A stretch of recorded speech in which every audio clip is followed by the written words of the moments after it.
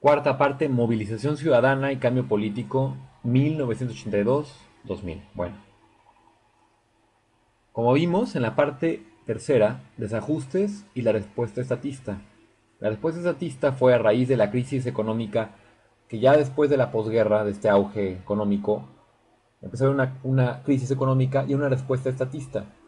Por aquellos años estaba de moda, en los 50, en los 60 y en los 70, unas teorías de John Keynes, que es un economista inglés, que habla sobre el Estado, o sea, la respuesta estatista, o sea, la respuesta del Estado por beneficiar.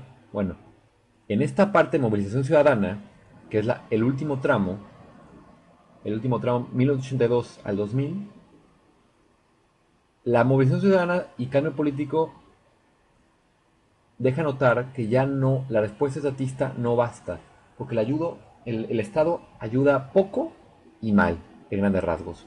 O sea, estos gobiernos, en cierta forma, a pesar de sentirse muy nacionalistas, económicamente, socialmente no ayudaron mucho. Entonces empieza a haber una respuesta ciudadana, una movilización ciudadana sobre todo, y después que generará un cambio político.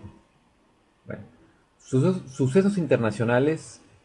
Precisamente esta movilización ciudadana y cambio político, en cierta forma, tienen que ver por Ronald Reagan y Margaret Thatcher, que por esos años fueron electos una ministro, otro presidente, y ellos tratan de implementar, para empezar, a reducir déficit de finanzas. O sea, van en contra de la respuesta estatista. O sea, van en contra de que el Estado sea el que tenga el poder.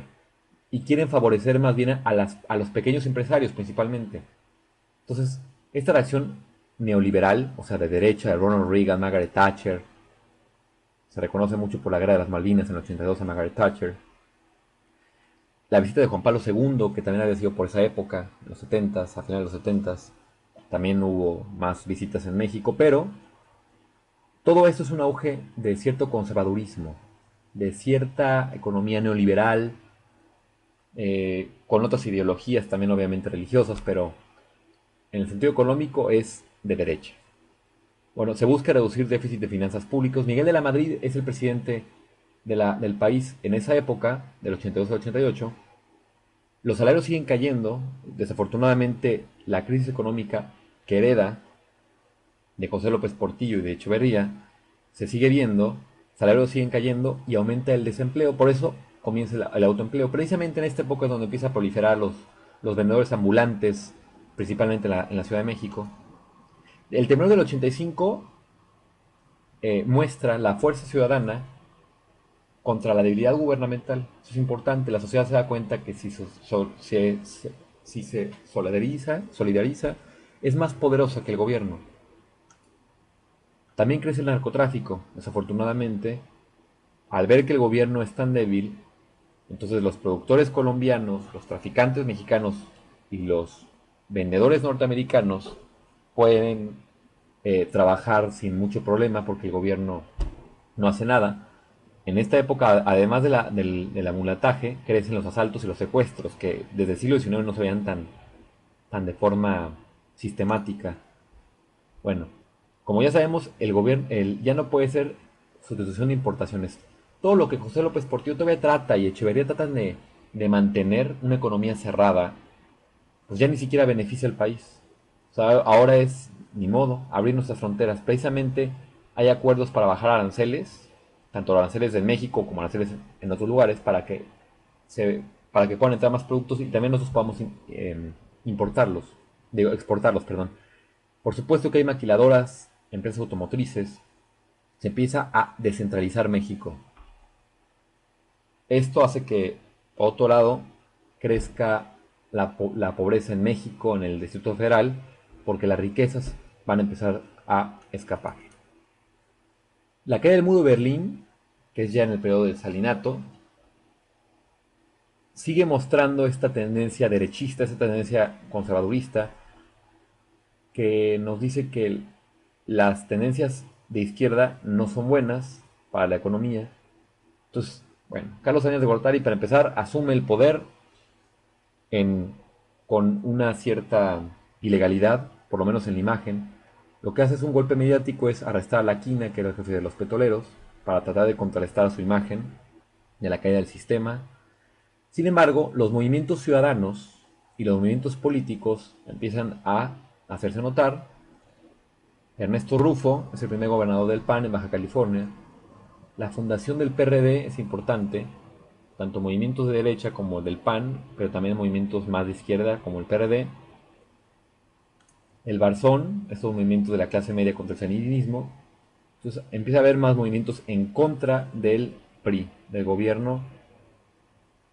Sustitución de importaciones, esto es contra el TLC.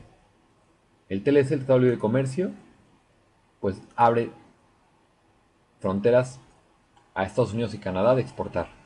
Pero ¿qué pasa antes de dejar su gobierno? Antes de dejar el gobierno en el 94, en enero el STLN declara la guerra. En marzo asesinan a Colosio. En septiembre asesinan a Francisco Ruiz Massieu. O sea, el PRI se empieza a desmoronar. En diciembre hay una devaluación del peso, que Ernesto Zedillo toma el poder con una devaluación del peso, decrece la economía 6%, es el efecto tequila, el famoso efecto tequila, aumento de desempleo.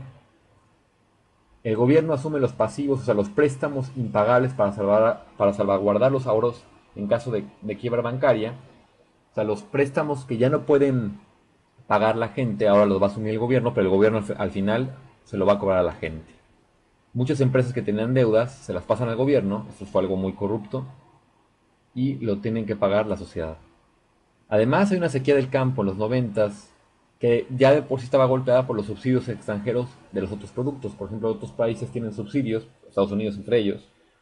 Entonces es más fácil a un extranjero americano exportar, o sea, que nosotros importemos, que nosotros podamos exportar nuestros productos. Hay millones de migrantes, genera que haya millones de migrantes. Toda esta crisis económica, toda esta crisis política, de seguridad, hace que millones de migrantes se vayan a Estados Unidos. Y esto, de cierta forma, beneficia a México por la fuente de divisas. Hay más divorcios, entonces empieza a copiar un poco el sistema, no solamente económico, sino el sistema de ser de los americanos, empieza a reflejarse en México. Rusia, que ya había dejado de ser de la URSS, se convierte en una de las economías más fuertes del mundo. Ya no es G7, ahora es G8. Apertura de medios de comunicación es importante, defensa de los derechos humanos. Poco a poco, apenas en el gobierno de Ernesto Zedillo empieza a ver más de esto. Multiplicación de las organizaciones no gubernamentales, ONGs. Reforma constitucional es importante, esto da autonomía plena al IFE, que a su vez va a repercutir para que Fox pueda ganar poco tiempo después, bueno, por lo menos que el IFE tuviera candados, para que no hubiera tanta corrupción de parte del PRI. El jefe de gobierno del Instituto Federal ahora es en el 97, lo asume Cuauhtémoc Cárdenas, que es del PRD. Entonces son movimientos que ya desde el tiempo de la Madrid, pero sobre todo en tiempos de Salinas y sobre todo de Zedillo, se vuelven más importantes. El PRI pierde mayoría en Cámara de Diputados. Aumenta la esperanza de vida, es cierto, pero 2/3 de la población son pobres. O sea, se vive más, pero pobremente.